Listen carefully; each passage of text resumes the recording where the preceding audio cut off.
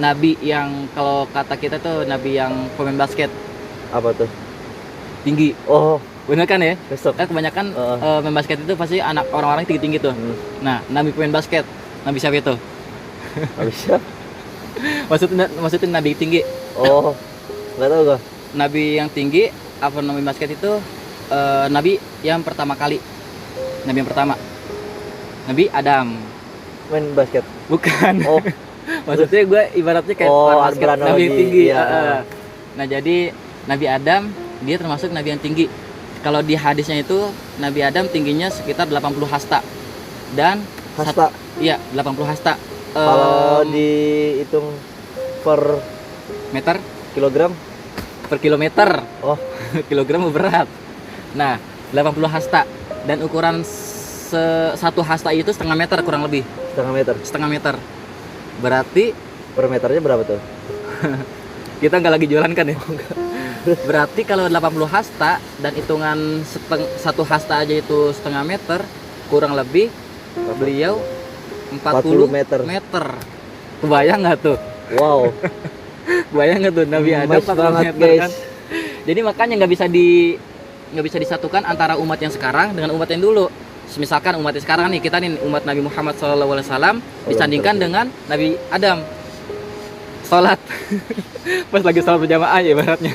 Lah, dari saat keempat nyampe ke saat pertama bre, rukunya Malah lebih lah. Lebih dari, pokoknya ya kebayang lah kelas misalkan disandingkan pas lagi sholat. Jadi umatnya Nabi Adam ya ibaratnya yang 40 meter dengan umatnya kita gitu disandingkan sholat jamaah. Ini siapa yang di bawah ini? Makanya keistimewaannya peradaban daripada manusia, peradaban daripada waktu itu yaitu untuk mengikuti daripada zaman dan mengikuti daripada gen atau manusia-manusia setelahnya gitu. Jadi tidak bisa dicampur adukan, tidak bisa disandingkan seperti itu. Nah, nabi yang terkenal nabi pemain basket atau nabi yang tinggi ya, 40 meteran.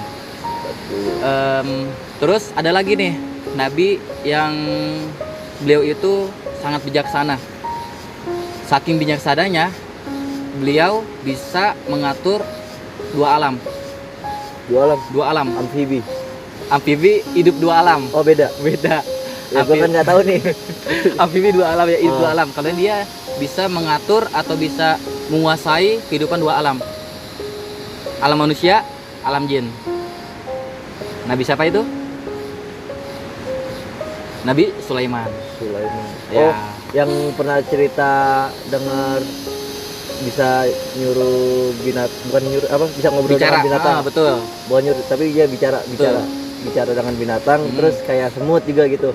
Katanya juga bukan konon ini sih, kayak kita di FYP di IG kita dengar ada surat Sulaiman.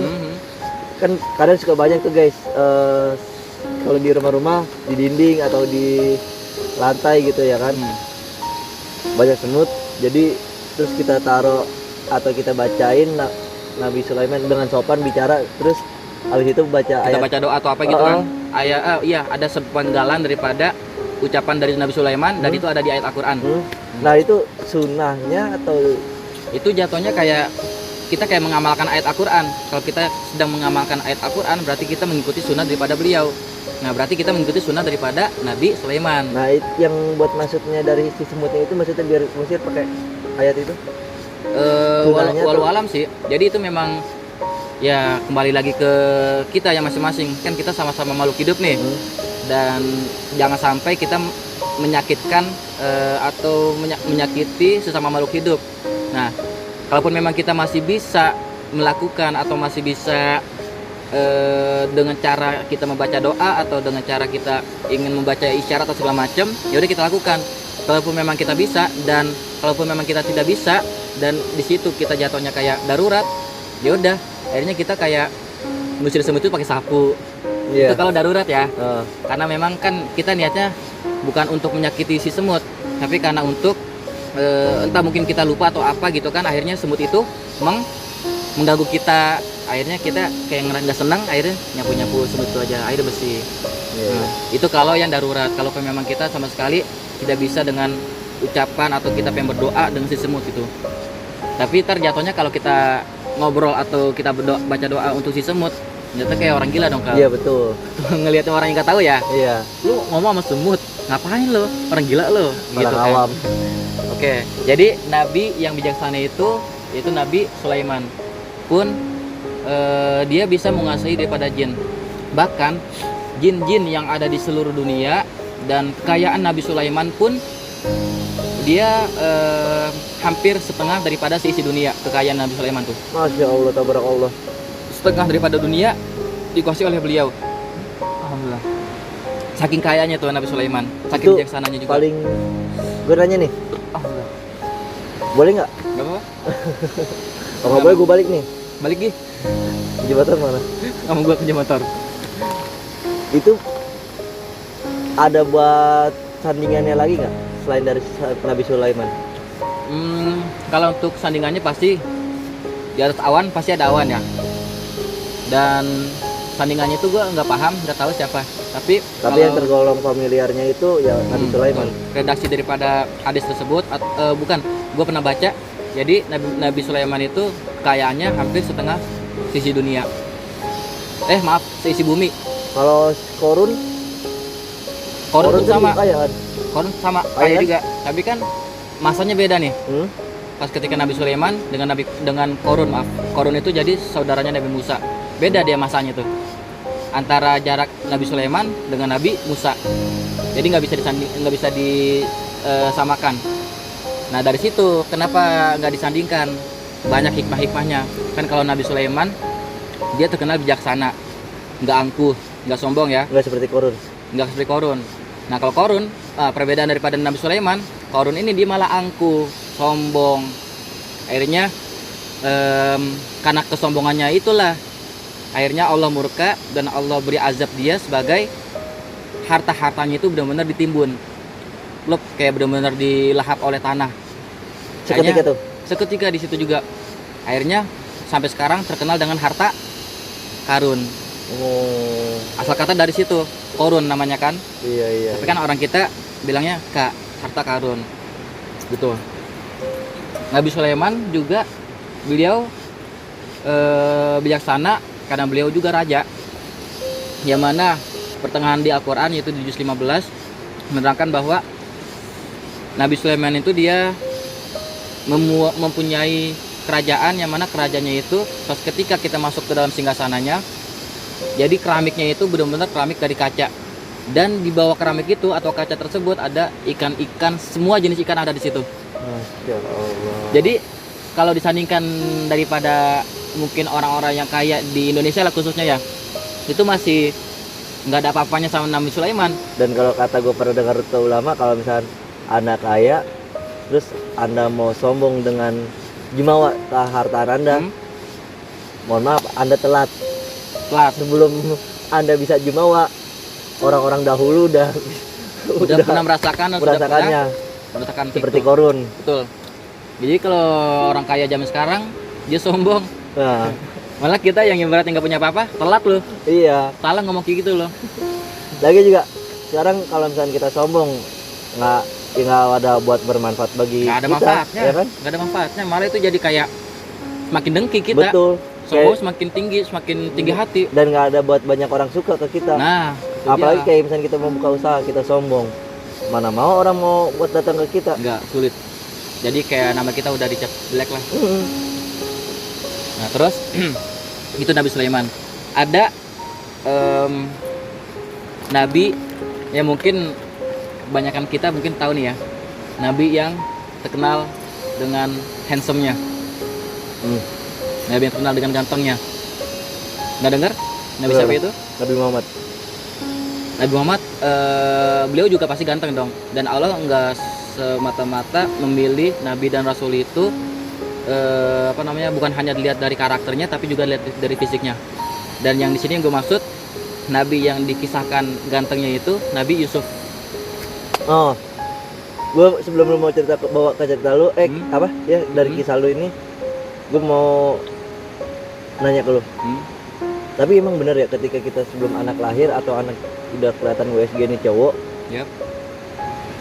anaknya pengen cowok atau misalnya sebelum lahir atau sesudah ya, gue nggak paham nih di USG-nya sudah tuh sebelum intinya tuh kalau pengen anak cowok ganteng baca surat Yusuf, tapi kalau misalnya pengen cewek baca surat Maryam ya, dia Maryam itu gimana bre? Kalau menurut daripada sisi positifnya, kalau dari sisi positifnya sih memang pas ketika calon seorang ibu kan ibaratnya masih dalam kandungan ya, calon seorang ibu ingin melahirkan, jadi memang dan sudah ketahuan tadi itu USG-nya itu entah laki-laki maupun perempuan dibacakan, kalau perempuan surat Maryam, kalau laki-laki surat Yusuf, karena supaya nanti dia anaknya cantik maupun anaknya ganteng. Nah kalau dari sisi positifnya kita ngambil mengikuti ini aja supaya si anak tersebut atau dalam kandungan si ibu itu terbiasa dengan ayat-ayat Al-Quran yang dibacakan oleh ibunya. Karena kan masuk tuh, entah itu dia secara lisan ngomong atau baca secara langsung Quran buka, maupun secara dia mendengarkan pakai earphone ya, karena kan itu masuk dalam perutnya, ke dalam si anaknya itu. Kalau kita melihat dari sisi positifnya, dan negatifnya kita terlalu memfokuskan daripada ayat tersebut. Sedangkan kan Al-Quran itu ayatnya banyak nih, 114 surat. Suratnya banyak, 114 surat, 30 juz. Dan kita masa memfokuskan atau mengistimewakan di Al-Quran tersebut hanya satu surat doang, surat Maryam maupun surat Yusuf. Nah, kenapa gak kita baca semuanya aja gitu? Yang salah kaprah di situ doang. Dan karena emang udah turun temurun sih ya, dari orang tua kita kan dulu, kalau pengen ganteng bacain surat Yusuf, kalau pengen cantik bacain surat Maryam. Betul. Nah itu dia yang salah kaprah dari kita. Jadi udah ada mindset dibikin kita, wah kalau anak cowok bacain Yusuf terus aja gitu bacaan surat Yusuf. Padahal di Al-Quran surat itu banyak, kenapa nggak baca semuanya aja gitu kan? Jadi ngambil sisi positifnya supaya si anak tersebut sudah terbiasa dengan ayat-ayat Al-Quran gitu. Oh, paham gitu. Terus melanjutkan yang tadi, Nabi Yusuf, nabi yang terkenal di Al-Quran itu nabi ganteng. Kenapa bisa disebutkan ganteng? Ya coba aja deh, pas ketika beliau masuk ke dalam kerajaan Firaun, kan Firaun banyak jenisnya ya, banyak jenis. Firaun banyak bagiannya, istilahnya. Istilah. Jadi Firaun itu kerajaan Mesir kuno, disebut dengan Firaun. Nama aslinya bukan Firaun.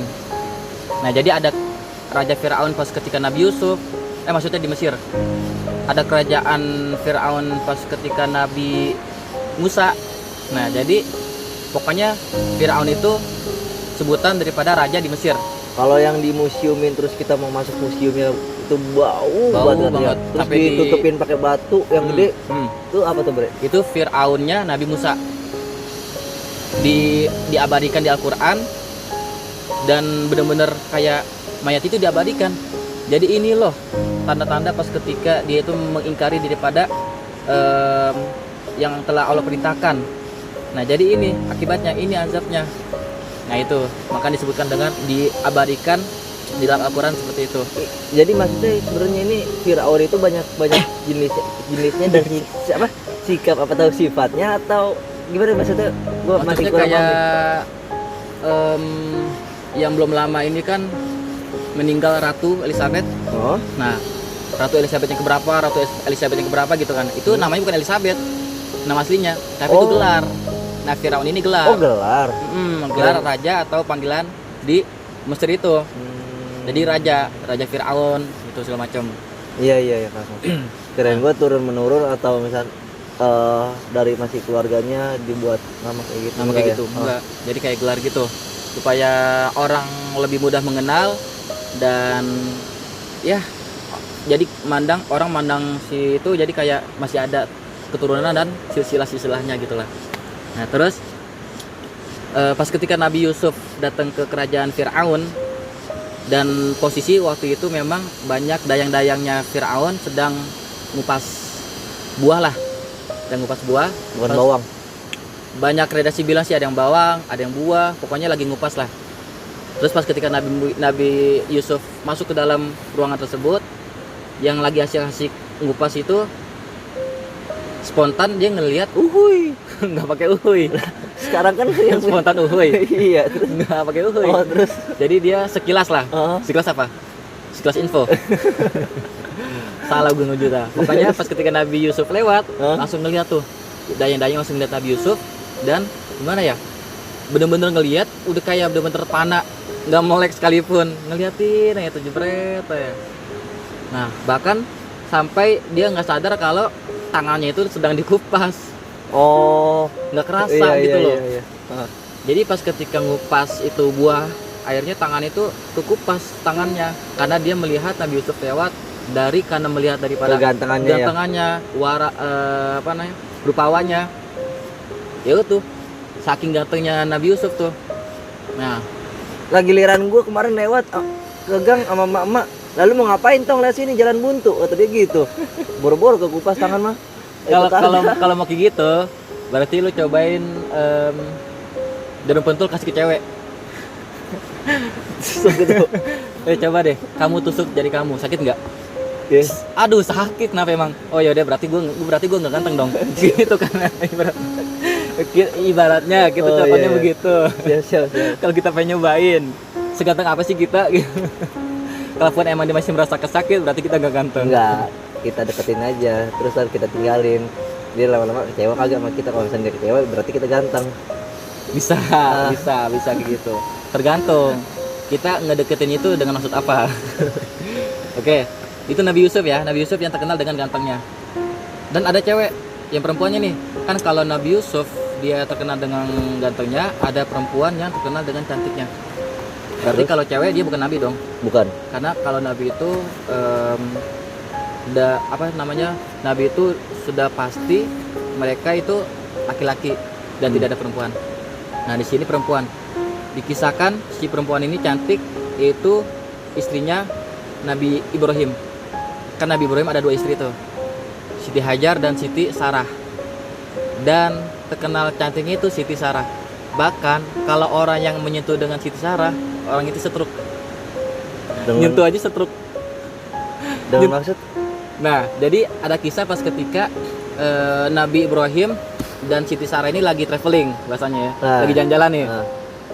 Atau bahasa kita lagi hijrah. Kelewijo tuh ya. Iya, kelewijo kita dong. Lagi traveling, pokoknya lagi musafir maksudnya. Lagi melakukan perjalanan dan di kota tersebut ada suatu raja dan Nabi Ibrahim dan Siti Sarah pun ditawan. Nah, ditawan karena kan dia orang asing nih. Tawan lama sama tahun baru. Itu kawan. Ditawan.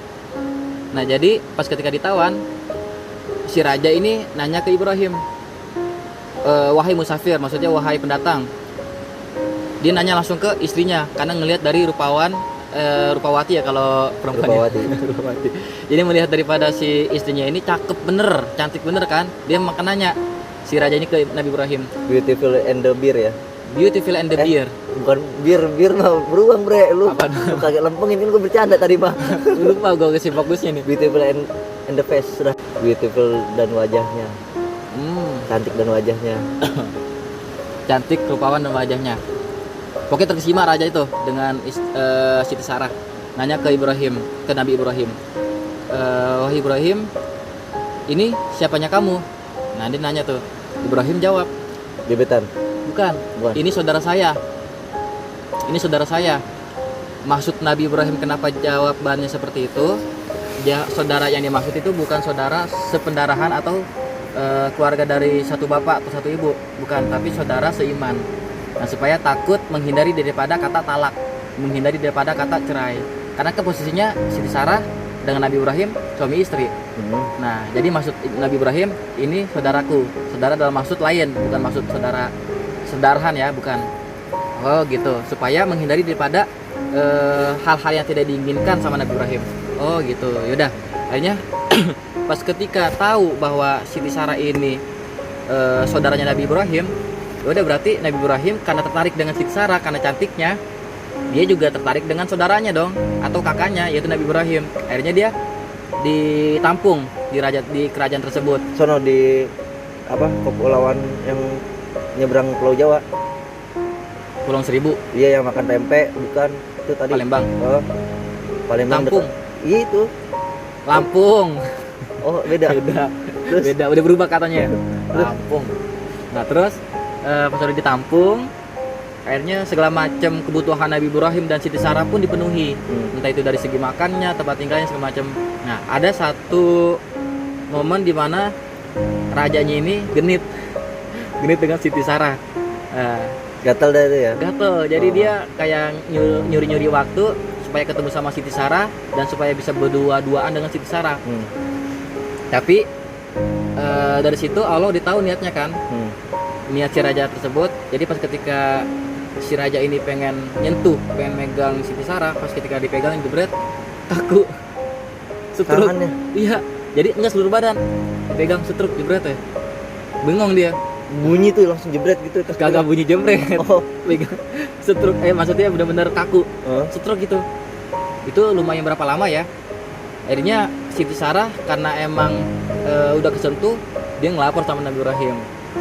Dan Nabi Ibrahim meminta untuk klarifikasi. Nah, akhirnya pas ketika Nabi Ibrahim minta klarifikasi kepada raja tersebut, si raja bilang, kamu ini bawa orang siapa ini? Ini bukan manusia, ini mah kayak penyihir. Masa saya sentuh doang bisa saya tiba-tiba jadi setruk? Jadi akhirnya raja itu udah gondok, udah kesel kan karena gara-gara masa cuma megang doang, badan kaku setruk. Akhirnya diusir dah tuh Nabi Ibrahim dengan Siti Sarah. Dan Nabi Ibrahim dan Siti Sarah bebas, terlepas dari tawanan kerajaan tersebut. Nah itu dia, Allah sudah merencanakan. Nah itu, jadi kalau Nabi Yusuf dia terkenal gantengnya, yang perempuan ada terkenal cantiknya yaitu Siti Sarah, istrinya Nabi Ibrahim. Terus ada Nabi yang terkenal dengan kesabarannya. Nabi yang terkenal dengan sabarnya. Kenapa kok gitu sih? Karena dia termasuk nabi yang paling tua umurnya, usianya. Siapa itu, Bre? Usianya tuh 950 tahun. Berarti itu udah berabad-abad dong. Mes banget ya. Itu bener-bener gimana gitu. Mes apaan? Kagum. Kagum. Amazing. Oh iya, amazing. Bener-bener ya kita melihat umurnya juga gimana ya? Tergantung dari apa yang kita lihat, kagumnya itu. Beliau kenapa kok dikasih umurnya itu 950 tahun untuk diuji kesabarannya. Ibaratnya, bukan ibarat. Jadi umur beliau itu 950 tahun, pengikutnya cuman 90 orang doang, nggak nyampe 100. Umatnya itu. Umatnya. Kan yang kita tahu followers sama betul, setiap nabi pasti ada followersnya, ada umatnya ya. Iya. Dan Nabi Nuh termasuk umat yang paling sedikit, mempunyai umat yang paling sedikit. Nggak nyampe 100. Pokoknya 90 berapa gitu. Belum centang biru tuh ya. Apalagi belum ada lah. Ibaratnya begitulah. Jadi kan tahu sendiri ya, yang seusianya sudah 950 tahun dan dia baru dapat followers 50-an, berarti bisa dihitung dong. 100 tahun dapat berapa? 10 followers doang. 100 tahun. Kita aja nggak beli followers jadi. Nggak paham. Kenapa nggak beli gitu? Kenapa ngambil jalur cepet gitu ya? Tapi karena ya emang Allah sedang mentarbiyah hatinya Nabi Nuh, sedang membina kesabarannya Nabi Nuh, seperti itu. Ini makanya lah diuji. 950 tahun itu yang kesabarannya Nabi Nuh atau Nabi Nuh. Makanya dia sampai dakwanya itu 950 tahun umurnya dan hanya mendapatkan umatnya itu 90 tahunan, 90 orang. Jadi ya tahu sendirilah, kita yang ibaratnya ngajak temen buat kebaikan atau ngajak sholat lah ibaratnya. Jadi kita kayak dianggap sok suci lah. Betul. Kayak mungkin kita dianggap wah nabi palsu loh gitulah. Nggak ada tahu kan.